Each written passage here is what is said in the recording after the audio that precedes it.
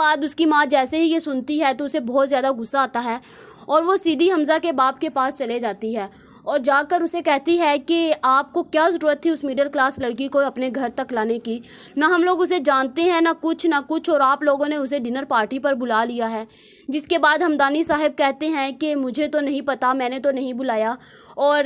شاید حمزہ نے اسے انوائٹ کیا ہو۔ جس کے بعد اس کی ماں کہتی ہے کہ آپ اسے سمجھا نہیں سکتے کہ آپ نے اسے ہمارے گھر تک کیوں لے کر آئے ہیں۔ جس کے بعد ہمدانی صاحب پہلے تو اس کی باتوں کو اتنا اپنے سر پر نہیں لیتے اور کہتے ہیں کہ شاید اس کی مینیجر ہے تو شاید اس نے اس لیے بلایا ہو،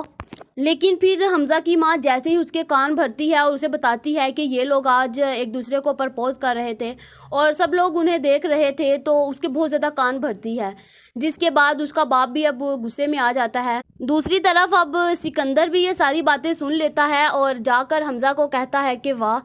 بڑی اچھی آپ لوگوں نے کھیل کھیلی ہے اور آپ لوگ کو ویسے شرم کرنی چاہیے بھائی، ویسے وہ آپ کے اسٹینڈرڈ کی لڑکی نہیں ہے اور آپ کو پتہ ہے کہ جو مڈل کلاس لڑکیاں ہوتی ہیں نا وہ ایسی لڑکوں کو ڈھونڈتی ہیں اور پھر ان سے شادی کرتی ہیں اور خوب عیش کرتی ہیں۔ جس کے بعد حمزہ اسے شٹ اپ کال دیتا ہے اور اسے کہتا ہے کہ اگین اس کے بارے میں کوئی ایک لفظ نہیں سنوں گا، اگر تم نے دوبارہ اس کے بارے میں کچھ کہا نا تو میرے سے برا کوئی نہیں ہوگا۔ جس کے بعد اب سکندر بھی اسے کہتا ہے کہ حمزہ بھائی، میں آپ کو بتا رہا ہوں وہ لڑکی اچھی نہیں ہے اور اب آپ کو میری باتیں بہت ہی غصہ لگیں گی، لیکن میں آپ کو سچ کہہ رہا ہوں اور آپ کو پتہ ہے کہ آپ اپنی اب لائن کو کراس مت کرنا، اگر آپ نے اپنی لائن کو کراس کر لیا نا تو پھر آپ کے ساتھ بہت برا ہوگا اور تھوڑا اب دھیان سے رہنا اور اس لڑکی سے دور رہنا۔ وہ لڑکی ویسے بھی ایک تو ہمارے گھر والے نہیں اس کو ایکسیپٹ کریں گے اور دوسرا وہ ہے بھی مڈل کلاس لڑکی اور ہمارے اندر اچھی نہیں لگے گی۔ جس کے بعد حمزہ اسے کہتا ہے کہ تمہارا اس سے کوئی میٹر نہیں ہے،